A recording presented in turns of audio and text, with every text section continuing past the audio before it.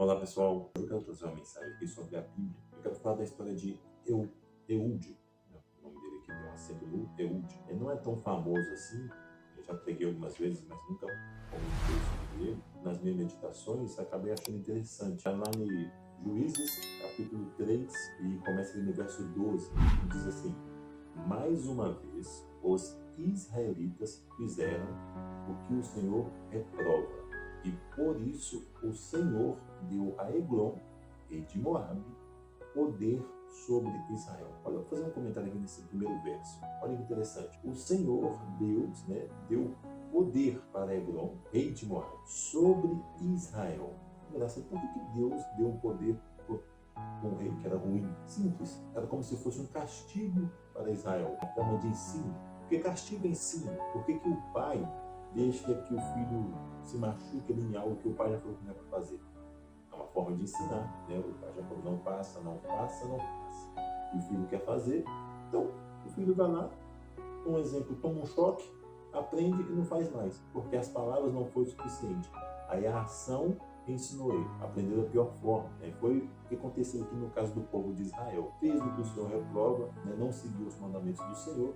O Senhor deixou o poder na mão de um rei ruim para punir Israel. No verso 14, né, diz: os israelitas ficaram sob o domínio de Eglon, rei de Moab, durante 18 anos. Como foram 18 anos de castigo, pois não queriam ouvir a voz do Senhor. Se tivesse ouvido e seguido os mandamentos, a palavra do Senhor, seriam 18 anos sem castigo. Mas não ouviram. Olha o prejuízo, olha o tempo perdido. E aí no verso 15 diz assim: os israelitas clamaram ao Senhor, que lhes deu um libertador chamado Eude.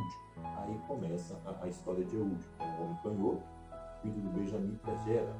Os israelitas o enviaram com o pagamento de tributos a Eglon, rei de Moab. Por mais que o Senhor permite coisas ruins na nossa vida, como forma de ensino, ele ainda está com os ouvidos atentos a nos escutar, esperando o nosso clamor. Foi o caso de Israel aqui nessa história. Por mais que o Senhor permitiu 18 anos de castigos em cima de Israel, ele ainda estava atento, esperando Israel se converter, né? Amar o Senhor. E foi o que aconteceu.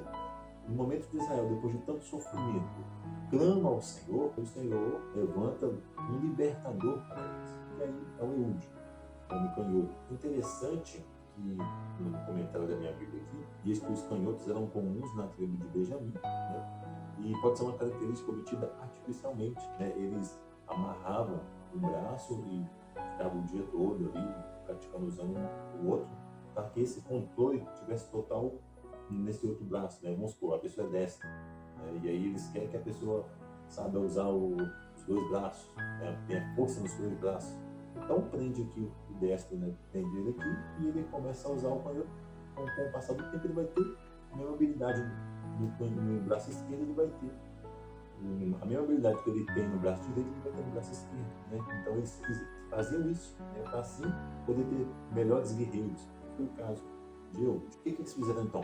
Mandaram Eude para entregar os tributos para o rei, né? Os impostos. Neste momento, né, que ele vai lá, vai entregar esse imposto do rei, no verso 17, né? Ele entregou o tributo a Eglon, que era o rei, né? Rei de Moab, homem muito gordo. Então a Bíblia deixa um comentário aqui. Muito gordo. No verso 18: em seguida, Eude mandou embora os carregadores, e junto aos ídolos que estão perto de Gilgal, ele voltou e disse: tem uma mensagem secreta para ti, ó rei. O rei respondeu: calado, e todos os seus auxiliares saíram de sua presença. Vamos tentar imaginar a história. A Bíblia eu acho legal quando a gente imagina a história. Então, o povo estava sofrendo na mão do rei Eglon. Clamou ao Senhor, pedindo libertação. E o Senhor levanta o Eude. E o povo vai e manda o Eude para entregar os impostos para o rei. Eude, que ele, no verso 16, que eu pulei um pouquinho, mas fala que ele faz uma espada para ele de 2 gumes. Né? Uma espada de 2 gumes é o quê? Uma espada que corta para qualquer lado. Tá? 2 gumes, quando você vê uma espada de dois gumes, quer dizer isso. É igual uma faca. A faca corta só para um lado. Agora, uma faca que corta para 2 lados é igual uma espada de 2 gumes. Ela corta para qualquer um. Então, Eude faz uma dessa para ele, de 45 centímetros. E olha que interessante, por que a Bíblia diz que ele era canhoto? Porque ele deixa essa espada amarrada aonde? Na perna direita. Eu fiquei imaginando, né? Poxa, imagina ele andando, né, indo entregar o imposto lá pro rei, uma espada, né, um punhal ali de 45 centímetros, amarrado aqui na sua perna. Né? Então ele era um cara muito grande, automaticamente conseguia pregar parte da coxa toda e não incomodava.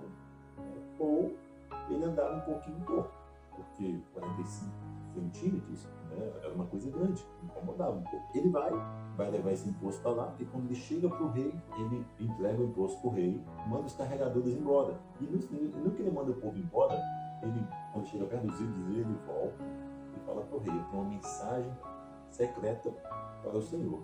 O rei fica calado, manda todo mundo sair. Automaticamente a Bíblia diz, né, que todo mundo sai. Porque o rei, pelo que eu entendo, não queria que ninguém ouvisse, porque o Ude falou que é uma mensagem secreta. Né? Certo. E aí, todos os seus auxiliares saíram da sua presença. E no verso 20, Eude aproximou-se do rei, que estava sentado sozinho na sala superior do palácio de verão, e repetiu: tenho uma mensagem de Deus para ti. Quando o rei se levantou do trono, verso 21, Eude estendeu a mão esquerda, apanhou a espada da sua coxa direita, lembra que eu falei lá? A parte que você apanhou, ele entendeu? Então a espada estava na perna direita, ele pega, vai com o braço esquerdo, arranca a sua espada, né, no verso 21, ó. Eude estendeu a mão esquerda, apanhou a espada da sua coxa direita e cravou na barriga do rei. Olha a mensagem que Eude tinha para o rei. Olha que mensagem especial, né? Uma espada cravada de 45 centímetros. A Bíblia diz que, no verso 22, até o cabo, ele cravou a espada até o cabo, penetrou com a lâmina e, como não tirou a espada, a gordura se fechou sobre ela. O rei era tão gordo que no momento que ele se levantou, Eude cravou a espada nele até o cabo, para dentro da barriga do rei, a ponto de a gordura dele tampar a espada. E aí ele cai no chão ali, pelo que eu entendo, de bruços. E no verso 23, aí no finalzinho do verso 22 eu falei, a gordura se fechou sobre ela. Então Eude saiu para o pórtico, depois de fechar e trancar as portas da sala atrás de si. Depois que ele saiu, vieram os servos e encontraram trancadas as portas da sala superior e disseram: ele deve estar fazendo as suas necessidades em seu cômodo privativo. Beleza. Verso 25. Cansaram-se de esperar e, como ele não abria a porta da sala, pegaram a chave e a abriram.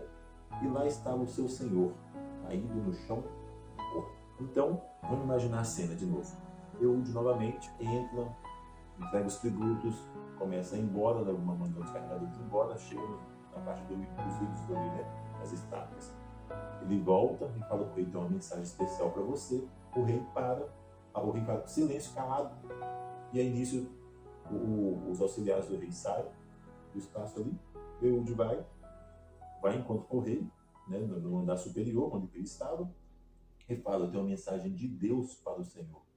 Nesse momento, o rei se levanta do trono. No que ele se levanta do trono, Eude, com a mão esquerda, pega a espada de 45 centímetros, pega a espada na perna direita, aqui na coxa direita, e na barriga do rei. Nesse momento, o rei, tão gordo que era, a espada cravada até o cabo, o rei cai no chão ali. Eude, cena de filme, sai, tranca a porta, e passa vazado, como se nada tivesse acontecido. Nesse momento que os auxiliares do rei vê o Eude saiu, tudo certo, deixou lá conferir se o rei precisa de alguma coisa. No que eles voltam lá, as portas estão trancadas. Então imagina o quê? O rei deve estar fazendo suas necessidades, trancou a porta, né? Então deixa as coisas aí. No início o Eude vai embora tranquilamente, porque saiu sem deixar suspeita. Olha que interessante. E aí, no verso 23, então Eude saiu para o pórtico, depois de fechar e trancar as portas da sala atrás de si. Verso 24, depois que ele saiu, Vieram os servos e encontraram trancadas as portas da sala superior e disseram: ele deve estar fazendo suas necessidades em seu cômodo privativo. 25. Cansaram-se de esperar, e como não abria a porta da sala, pegaram a chave e a abriram. E lá estava o seu senhor, caído no chão, morto. Verso 26. Enquanto esperavam, Eude escapou. Parece cena de filme, né? Enquanto eles esperavam, Eude escapou ali, passou pelos ídolos e fugiu para Seirá. Só um comentário aqui, mas interessante, né? Como parece realmente uma cena de filme, né? Parece que os filmes copiam muita coisa da Bíblia, né? Ou das histórias antigas, porque ele vai, implica a espada, sai como se nada tivesse acontecido, tranca as portas, tudo bem preparado ali, né? Passa no meio dos soldados ali, do palácio do rei.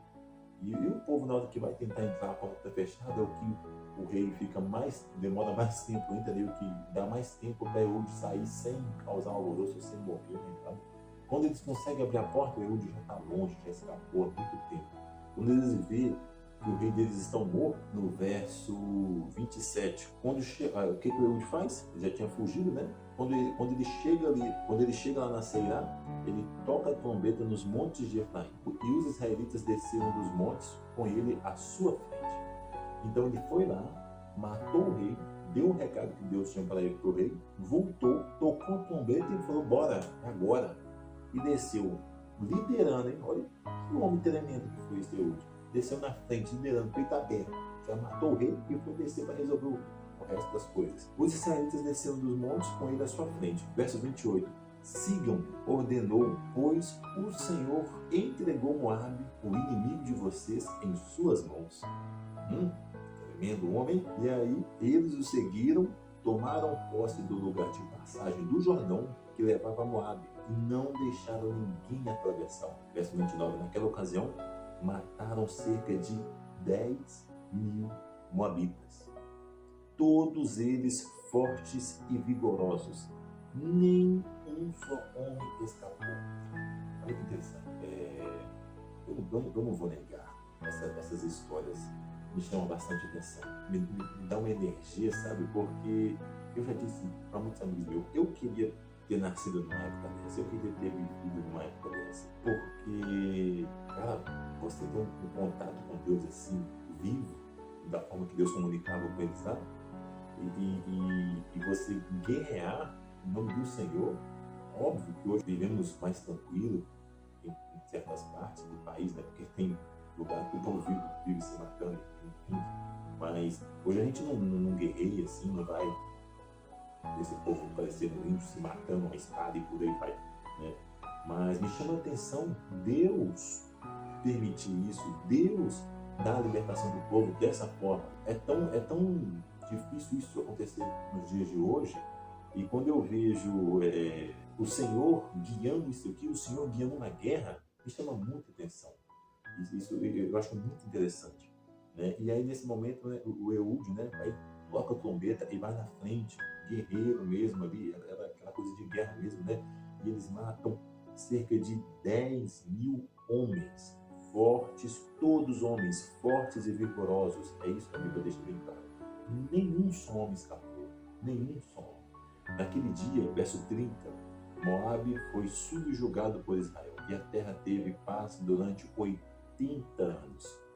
Olha que interessante. É difícil para a gente entender, né, quando vemos uma coisa dessa aqui e vivemos nos dias de hoje, é difícil entender como o Senhor permitiu tantas mortes, né? Como o Senhor dá um recado de matar um rei.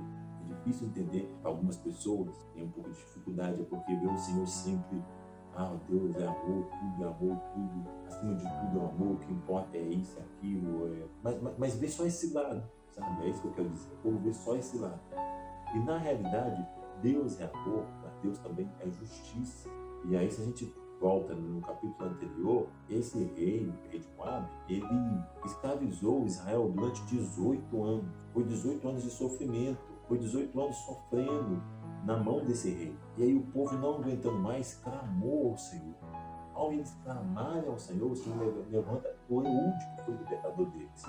E, resumindo a história aqui, após essa guerra, após o Eude ter lá feito tudo que fez, e os guerreiros ter finalizado ali, acabado com esse exército mau, que era o exército de Moabe, o povo que estava reprimindo Israel, eles teve 80 anos de paz. 80 anos. Ficaram 18 anos presos e conseguiram 80 anos de paz. A regra é simples. Sempre que o povo de Israel fazia o que Deus queria, eles tinham paz. No momento que eles desviavam, Deus deixava os adversários ter poder sobre eles.